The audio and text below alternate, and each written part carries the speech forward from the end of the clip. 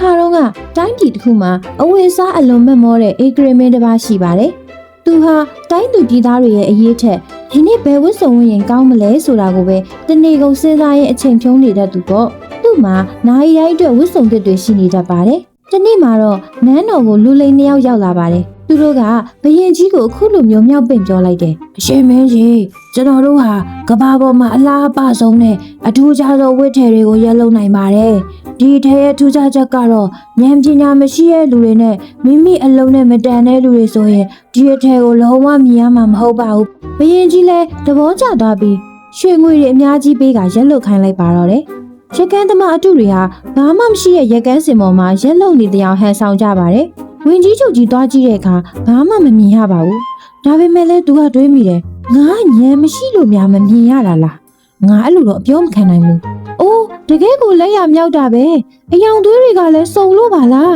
။ဘရင်ကြီးကိုယ်တိုင်သွားကြည့်တဲ့အခါမှာလည်းဘာမှမမြင်ရပါဘူး။ဒါပေမဲ့ငါဘရင်နေရာနဲ့မတန်ဘူးလို့တော့အထင်မခံနိုင်ဘူး။အဲ့လိုတွေးပြီးမျက်စိပိတ်ခါချီးကျူးလိုက်ပါတော့တယ်။နောက်ဆုံးမှာတော့ဘရင်ကြီးဟာဘာမှမရှိတဲ့ဝတ်စုံကိုဝတ်အမှန်တကယ်တော့အတွင်းငယ်လေးနဲ့ပေါ့ပြီးတော့မြို့ထဲကိုလှည့်လည်ပါတော့တယ်လမ်းဘေးကပြည်သူတွေကလည်းညံနေတယ်လို့အထင်မခံချင်တာကြောင့်မမြင်ရပေမဲ့လည်းဝိုင်းပြီးချီးကျူးနေကြတာပေါ့အဲ့ဒီအချိန်မှာပဲကလေးငယ်တယောက်ကဟော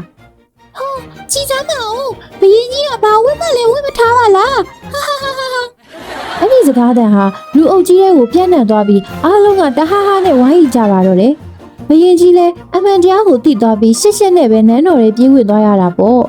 တကယ်ပုံမြင်လေးကတော့ဒါပါပဲသူများထင်ကြည့်အောင်ဟန်ဆောင်ခြင်းထက်အမှန်တရားကိုရဲရဲဝံ့ဖော်ထုတ်တာကပိုပြီးတန်မှုရှိတယ်ဆိုတာကိုဒီပုံမြင်လေးကသင်ခန်းစာပေးနေတာပဲဖြစ်ပါတယ်နားဆင်ပေးတဲ့အတွက်ကျေးဇူးတင်ပါတယ်နောက်ထပ်စိတ်ဝင်စားဖို့ကောင်းတဲ့ပုံမြင်လေးတွေကိုလည်းတင်ဆက်ပေးဦးမှာမို့ဒီ channel လေးကို like and subscribe လုပ်ထားပါအောင်နော်